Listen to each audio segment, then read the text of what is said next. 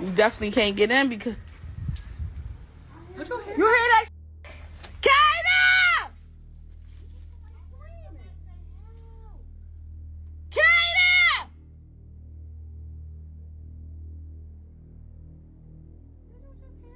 That shit just made me cry. Yes, my heart. You heard her scream, right? So I met this guy in 2023. It was either January or February. And I met him through my cousin. So he is a DRUG dealer. So listen, y'all, it's not letting me go live. So basically, she was found behind a school in a shallow grave. It was freshly made, so that's how they seen it. It's flies and everything back there around a grave. They gonna go pick the body up now. Where law enforcement sources tell Fox 29 a DNA test confirms the body found Saturday morning in East Germantown belongs to 23-year-old Kada Scott. So come to find out, Keon King is not the only one that's involved in unaliving Kada Scott. There's other people that's involved in that, and we're wondering who else. Could it be the person that keeps leaving the anonymous tips, or is it multiple people? Crazy.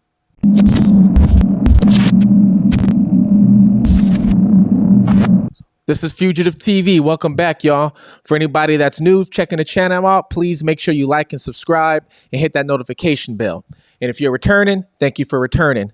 Well, we're going to talk about the update on Kada Scott. For those of you who don't know, remains were found, and they did a DNA test on the remains, and it came back as positive testing for her. So unfortunately, that was her that they found. Kada was last seen on October 4th after arriving for an overnight shift at a senior living facility. Let's go out to Kelly Rule live at police headquarters tonight with the details on this devastating update. And Kelly, what are your sources telling you? We were hoping for the best, wishing for the best, but it didn't turn out that way.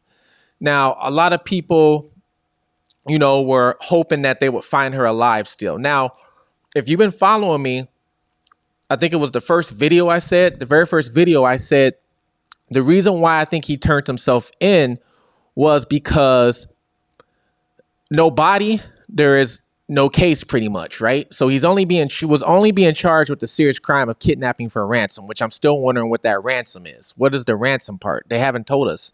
And I'm surprised nobody's asked questions why there's ransom attached to that. But I told you guys, I think that when he turned himself in, that unfortunately they were going to find her and she would be unalived, because who turns themselves in just like that? So he turned himself in thinking that he was okay, cool. They're not going to find no body.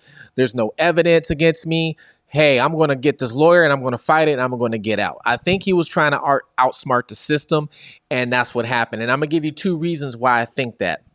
But first, before I give you those two reasons, so she was found, her remains were found. They did a ID on her, and it came back as her. Now, what makes this really weird is she was found behind that abandoned school, the Ada Lewis Middle School. They already searched the school. Do you remember? They searched the school and they found the debit card and they found her phone case and they found some other belongings of her. Well, they left. And if you remember, there was an anonymous tip who told them to go look at the school, right? And that was when they first went to the school and found that. Well, a tipster called them back and was like, hey, you missed something. Well, Jennifer, law enforcement sources tell me tonight that anonymous tip that led to Saturday's search was someone telling police to please go back to the former Ada Lewis Middle School, asking them to search for Kada again. And this time they gave a specific location in a wooded area behind the school. Sources also tell me the man in custody for Kada's alleged kidnapping, 21-year-old Keon King, is expected to be charged with additional crimes this week. A tragic update in the disappearance of 23-year-old Kada Scott. Tonight, law enforcement sources telling Fox 29 that a DNA test of a body found Saturday morning in East Germantown confirms that the remains belong to Kada. Sources say the test showed a 99.9% match to DNA collected from Kada's parents. Tonight, we're also learning more about that anonymous tip that led investigators back to the area behind the former Ada Lewis Middle School Saturday morning, an area previously searched by police. That tipster, according to sources, asked police to please go back, saying they missed her, and gave a specific location in a wooded area behind the vacant school. When officers went back, an officer reportedly stepped on newly disturbed dirt, where they eventually found a body in a shallow grave. Kada's debit card and phone case were found in a different area by the school in the previous search. Kada went missing the night of October 4th after arriving for her overnight shift at the Terrace at Chestnut Hill, a senior living facility in East Mount Airy. Her car was left in the parking lot, but personal items like her phone and keys were missing. More than a week later, officials announced charges against 21-year-old Keon King for kidnapping, false imprisonment, and stalking in connection with Kada's disappearance. Investigators believe King was the last person to see her the night she disappeared. Go to the back of the woods and go check out. There's a shallow grave back there. So they went back, and sure enough, there's a shallow grave, and there she is. Now, the first thing is this. The police are out there searching, right? And they were searching the school. Now, I brought up the school before on maps, and I saw the woods back there. And I said, actually, that if anything happened, it would be back there in those woods. And I said that. So I'm wondering why, in the first place, they didn't go back there and search those woods. And if they did search it, would they just do a quick look over? If you remember correctly, they had even people from the police academy out there looking. That makes me wonder, the people from the police academy, are they getting trained properly? Or did they miss the spot? I'm just wondering, like, how did that work? Now, the biggest question is, who keeps leaving these tips? Whoever called in the tip, they're not saying if it's the same person or not, but whoever called in the tip the first time that said, hey, go check the school, they knew something. And then whoever called in again and said, hey, you missed something, they know something. That tipster knows something. They were there. They had to be there in order to tell them exactly where to find her. There's no way you're not there. Unless Keon went back and told somebody and drew up a map, was like, oh, if you go here, you're going to find her there. That's the only way. But I don't see him doing that. Thank you, Ashley. Appreciate those details. Just a reminder to those in the public who have been so helpful, I think you just heard Ashley Teslowski talking about the fact that this burning automobile was connected to this case in part due to a tip from the public. I'm not kidding when I say that the public has played an enormous role here. I would ask residents of Philadelphia to continue reaching out with tips and information to seek justice for the family of Kada Scott and to allow us to have all the facts so we can justly and vigorously prosecute defendant Keon King and any other people who may have been involved with his activity. The Philadelphia Police Department can accept this information at 215-686-TIPS. In other words, 215-686-TIPS. You can also call the DA's office at 215-686-8000, and we will make sure that your information is considered as an aspect of this investigation. So in terms of your first question about the tip, what I can share is that obviously initially we received a tip to go to a meeting last week. We received a tip to go to the Ada Lewis Middle School. Investigators went, did a thorough search. Essentially what the new tip was this weekend was go back. It was go back, she's there, look again, and they did give more specific details in terms of where to look. And ultimately that is what led us to her. Text, email, can you say how? I'm not going to say how. Obviously we are investigating the tip. And we'll continue to do that, but the tip was more specific than the first. It was very specific to go back, and it was more specific in terms of where to look, and that is what the police did. Yeah, so that gold Corolla they were looking for, come to find out, he didn't even do the crime in it, kind of. So he stole a black Hyundai the night before and then kidnapped her, right, the next day. Well, he set the Hyundai on fire after he did what he did, or after they did what they did in the alleyway. And the only reason why they found this Hyundai is because a tipster called it in and said, hey, this Hyundai was burnt in the back of this alley. Y'all should go check it out because it's involved with the Kada Scott case. So this is 3 tips, technically 4, because a 4th one came in telling them exactly where the Toyota was. So is this the same person, Or is this a different person? Approved charges, as the DA just said, of arson, causing catastrophe, conspiracy, unauthorized use of an automobile, tampering with evidence, recklessly endangering another person, and receipt of stolen property. Those charges are in reference to the burning of a vehicle. That vehicle is a 2008 black Hyundai Accent. That vehicle first entered our radar last week. Investigators received a tip that there was a vehicle burning and that vehicle had some connection to this case. At the time last week, when investigators went to the location where the vehicle was burned, that vehicle was no longer there. It had already been towed, compacted, and was in a junkyard. We're now learning on October 3rd, the day before Scott disappeared, someone stole a car from Sprague Street near East Mount Airy. Investigators say that car would then stay at the recreation center next to the former middle school where they found Scott's body Saturday. That vehicle, according to police, was there for about a day and a half before being intentionally burned in an alley near 74th Avenue on October 7th. Today, we still saw broken glass and charred vehicle remains at the scene. And not only that, the Toyota was there with the Hyundai when it was seen at the recreation center that's right next to the school. They have a timestamp because they took a picture, or I'm sorry, video shows that the Hyundai showed up to the recreation center, was parked next to that school, you know, where they got rid of her body at, right? Not only that, the Toyota was there too. So somebody was driving a Toyota and somebody was driving a Hyundai. And then after he burnt the Hyundai, somebody picked him up in the Toyota and drove off in the Toyota. So somebody is definitely in on this, because that right there shows there's two people. So my question is, when he picked her up, I'm wondering if he was by himself or if he has somebody else in the back seat. Or, you know, I'm just wondering. And is this a full, like, organization going on? How many people is involved in this? Because if you think about this, these details, he stole this car just to do this to Kada. Think about that for a minute. He stole a car just to do that. Meaning he was already thinking of what to do, how to do it. Now, a lot of people are wondering, how did he get her job location and things like that? Well, a video came out with a girl who was neighbors with Kada, and she's explaining how she pretty much accidentally gave out Kada's information to this guy because her and Keon were good friends, and Keon was the neighborhood pharmaceutical person and was supplying everybody. Hi, my name is Gabby, and I'm going to be discussing some of the misinformations that are going around in the internet regarding me and the Kada Scott situation. So if you are unaware, Kada Scott is a girl that went missing in Philadelphia on October 4th. So I did know Keon. He was my friend. I met him about 4 or 5 years ago, and he was also the local pharmacist. Now, me and my best friend, we were also mutual friends with Keon. He was our pharmacist.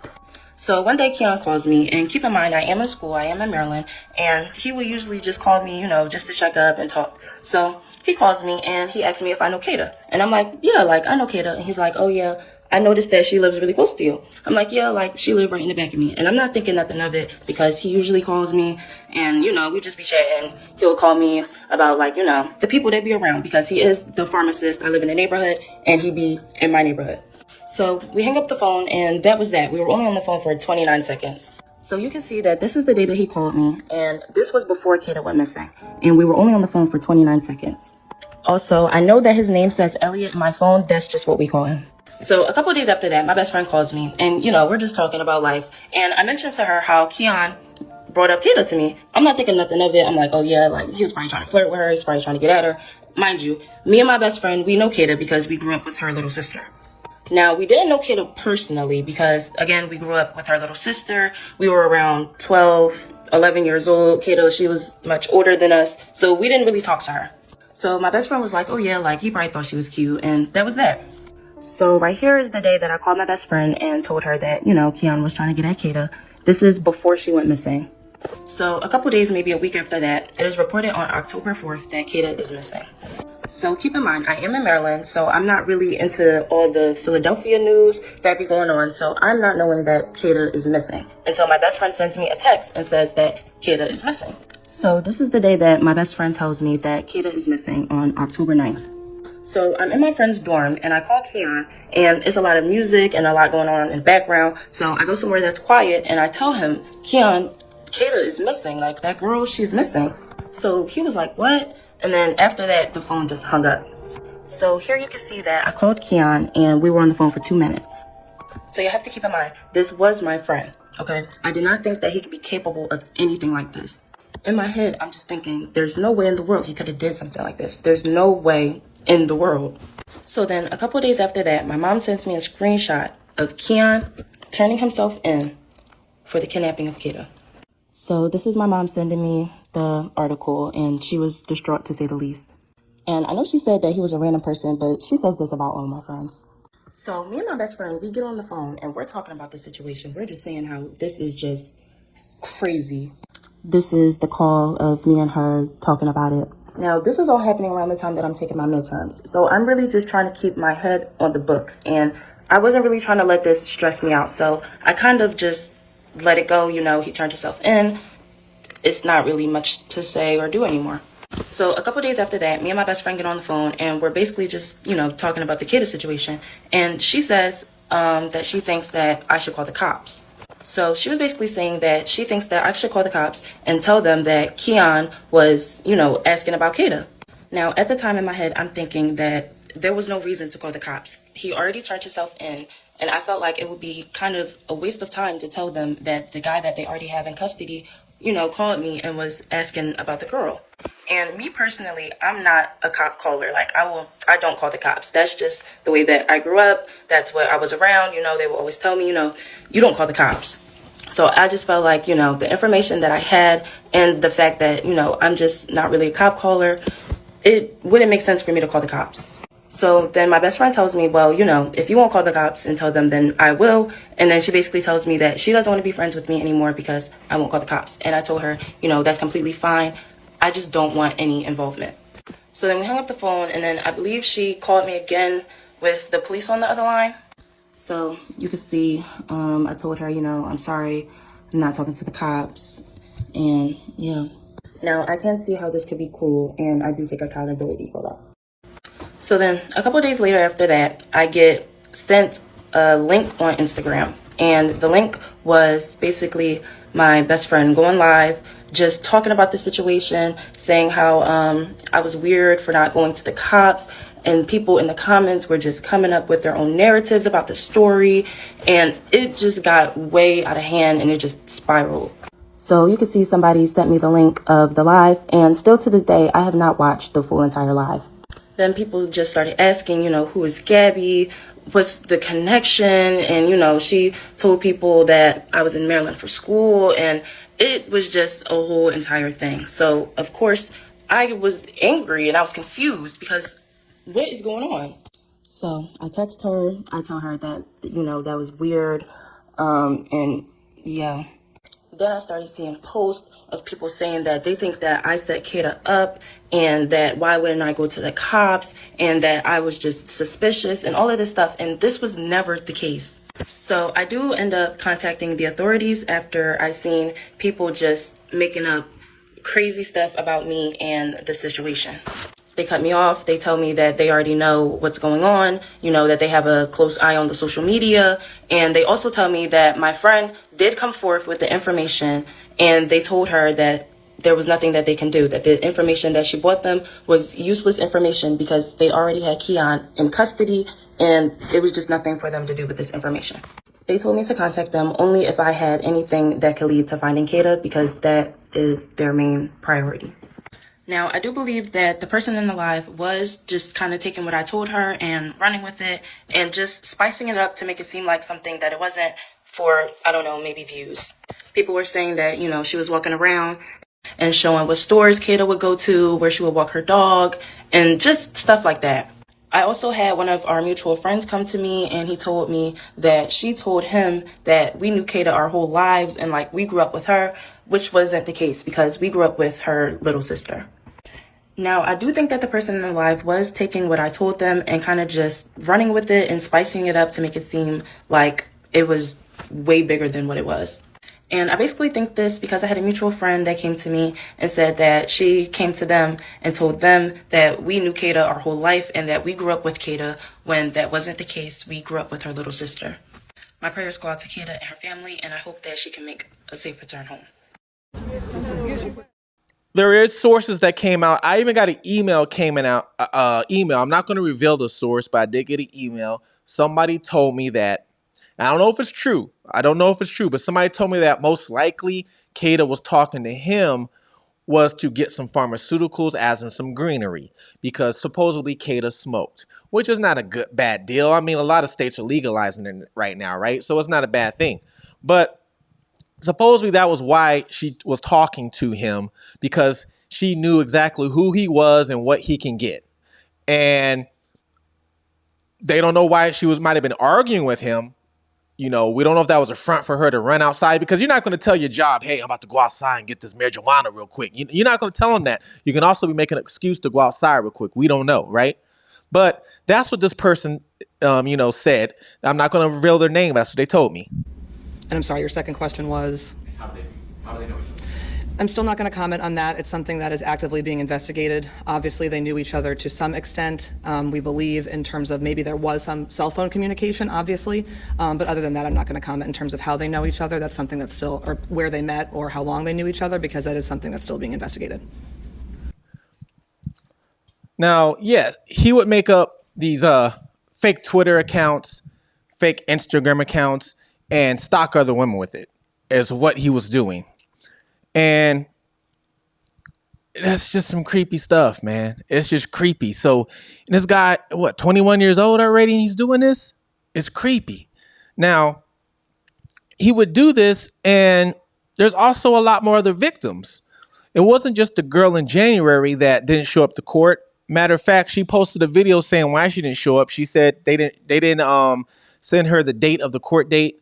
And not only that, she was also scared. Well, I mean, I don't blame her. Look what happened to Kada. So I met this guy in 2023. It was either January or February. And I met him through my cousin. So he is a DRUG dealer. He was selling to my cousin.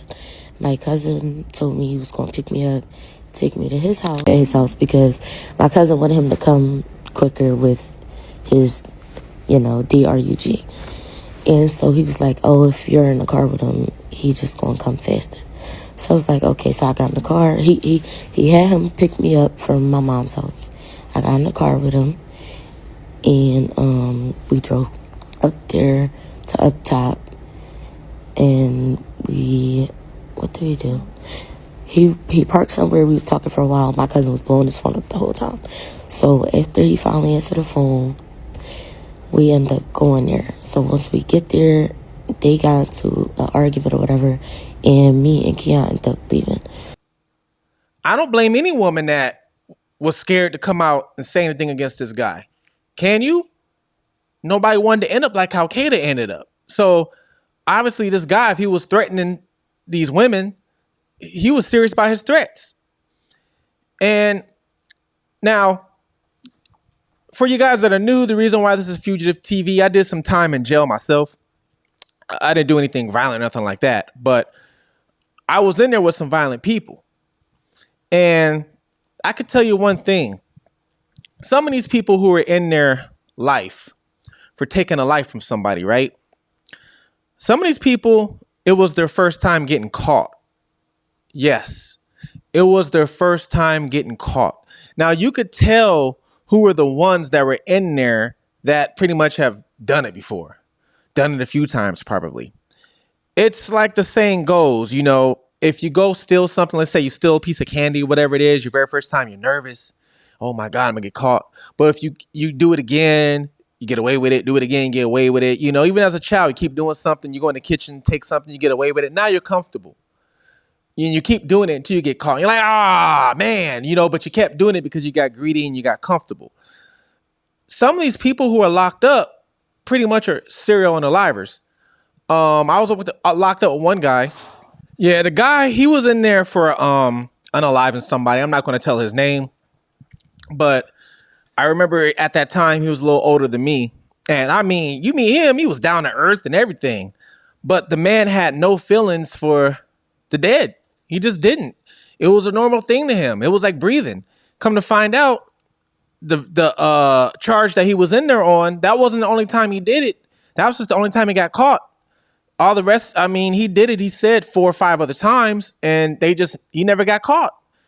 Now, they do say there's like 1,000 mistakes you can make at a scene when you're trying to unalive somebody. And if you can think of just 20 of those, then you can commit the perfect crime. I ain't gonna tell you what the 20 is. But if you could think of the 20, you commit the perfect time or crime. Some of these people commit, do the 20, and that's why they don't get caught. So Keon, he was smart, but at the same time he was dumb. The reason why I say dumb is because other people were involved. I don't know if he's a ringleader. I don't know if somebody else is the ringleader. But he was smart by, I'm going to steal this car. I'm going to do this with it. Then I'm going to burn the evidence and I'm going to get rid of her. And I'm going to turn myself in. Now, I told you earlier, there's 2 reasons why I think he turned himself in. First reason is because I think he was like, I'm going to turn myself in because I'm going to lawyer up, which he lawyered up. And supposedly he got a good lawyer too. I'm going to turn myself in. And when I turn myself in, it's going to be fine. I'm going to beat these charges because they can't put the M charge on me. Think about it. They still have not put the M charge on him. Now, one of the reasons why is because they do have to determine how she passed away. They have to determine that because they can't put an M charge on somebody, let's say, if she OD'd, right? I mean, they can, but they want to see exactly how she passed away. So they're going to do the autopsy to see if it was from anything else, strangulation or anything like that. Then they can give you a full story of how she passed away. And now they could put the charge on him, right? Another reason they probably have not, somebody else could have did it. They could have. They're not. I mean, they did pretty much say somebody else is involved. And what happened? 2 people can't drive 2 cars. And not only that, I'm sorry, there's too many tips that are on target. Too many tips that are going right to the target. So whoever's leaving these tips, they know better. They know. This weekend, we recovered additional evidence, including video evidence that confirms that this vehicle, we believe, is the vehicle that Mr. Keon King used to move Ms. Scott. We recovered video out from near the Ada Lewis Middle School, where our search and the investigator search has been focused. There's a rec center directly next to that school. Video evidence was recovered from that rec center, and we are now able to say that this Hyundai Accent was on location at all of the times we're looking at all of the pertinent points in the investigation. That vehicle was stolen on October 3rd from the area of 6600 Sprague Street. We believe that vehicle is the vehicle that was used in this case. That vehicle was then on scene at that rec center, which ultimately, as we all know, is where we found Ms. Scott's human remains. Video evidence indicates it was on location. Video evidence then indicates it leaves the location. It is burned on October 7th. It was located at the 2300 block of 74th Avenue. When this new video evidence was uncovered this weekend, investigators from the homicide unit cross-referenced all of this information with the cell phone evidence that we had already gained and we had already been using in terms of the kidnapping case and other charges. What I can share is that the cell phone evidence, the call detail records, and timing advanced data as it pertains to Keon King's mobile device puts him at all of the locations that we're talking about. It's on scene when the Hyundai Accent is there at the recreation center. It is on scene when the vehicle is burned. Based on that, last night I approved those charges, and as the DA said, we should have more information in terms of bail and a preliminary hearing date, hopefully this afternoon or certainly by tomorrow. Now, the second reason why I think maybe he turned himself in is if the first reason is not there, if it isn't because he thinks he can beat the case, but the second reason, the first time he was arrested and they said he got out, right? And the witness didn't want to go testify against him. And if you remember that press conference, district attorney or whatever, it was like, well, the judge doesn't want to be woken up at 3 o'clock in the morning. So because his bond was supposed to be posted around that time for $20K cash. Come to find out the bond, or I guess, was posted that afternoon at 12 something in the afternoon. It wasn't at 3 o'clock in the morning. Supposedly the district attorney lied to us on TV. But he posted $20,000 cash, the bond out. In November 2024, King allegedly forced the same woman into bed and violently put his hands around her neck and squeezed, but those charges were also dropped when she failed to appear in court 3 times. So this woman didn't go to court 3 times. In the last video, the woman told the hooded figure to leave and urged someone off the camera to call the police. Well, that's the video that everybody's seeing where he jumps the fence. That's that video. And then later that day, the man allegedly abducted a woman from the street, forcing her into his car and then driving at a high speed and then taking his mouth to pretty much bite a piece of her face while doing the same thing to her around her neck with his hands. Then she was later treated for minor injury. So this guy's getting some money some sort of way.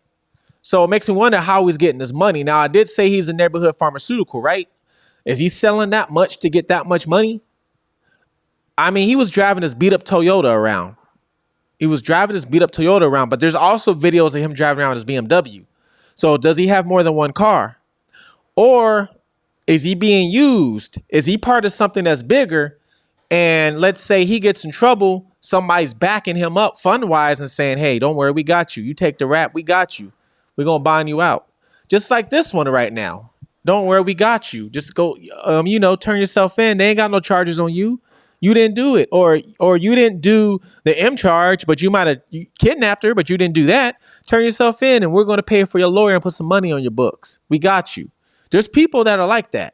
There are people that will go down and take the fall for somebody else to get some change in their pocket or get their family taken care of. Now, I'm not saying that he is not totally, innocent. I ain't saying that whatsoever. We all know this guy, it needs to be put under the jail. But I'm just wondering, we all know now that there's other people involved, or at least another person. Who is the main one? Is it Keon or is it this person? They're not telling us. Who is in charge? Somebody has to be in charge of this operation of putting these girls behind this school. I'm also wondering if there's more girls behind this school. Have you guys let me know? Anybody in Philly that's watching this, have you went out there and looked yourself? Did you go out there in that forest yourself? Soon as all that tape go out, I would go out there and look. If I was there, I would.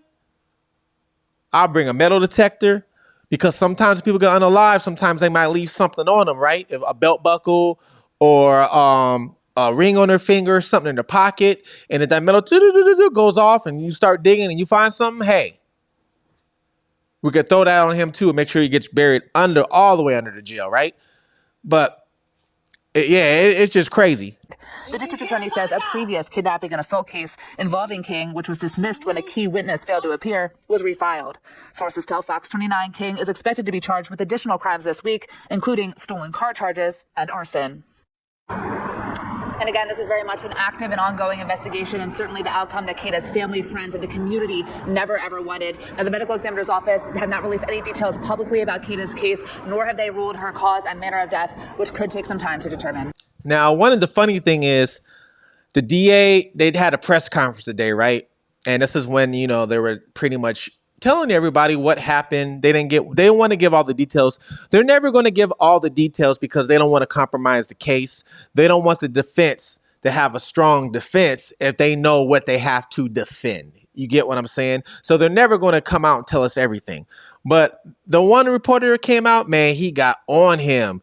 He said, how many more people are going to have to die for you guys pretty much to get some act right? It's pretty much what he told him. And the DA, they all just walked away after that. 4 years ago, when you were running for re-election, your office failed to prosecute the domestic abuser and eventual murderer of Hispanic mother, Gladys Oriana.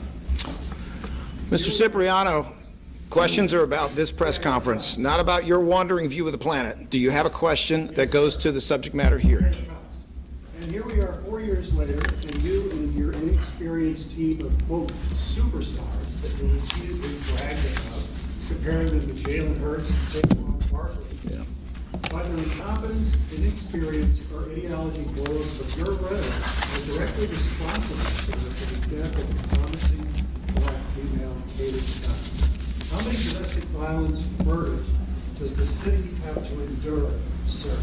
How many more grieving families will have to go through the same type of tragedy before you again? You're a failed civil rights lawyer, not a prosecutor. Sir, putting aside your wildly disrespectful approach to what's happening here, your complete absence of kindness and compassion, which is exactly what is contained in this request from the family. Putting that aside, I would bring you back to this. Please honor Kada's memory by showing kindness and care to one another, just as she did every day of her life. Thank you, sir. Yeah, I've got a second question, sir. You took 5 from CBS. Where you go? Hey, Larry, who'd you have to wake up at 3:30? You said some of these bail magistrates don't want to be woken up at 3:37 in the afternoon. Who'd you have to wake up?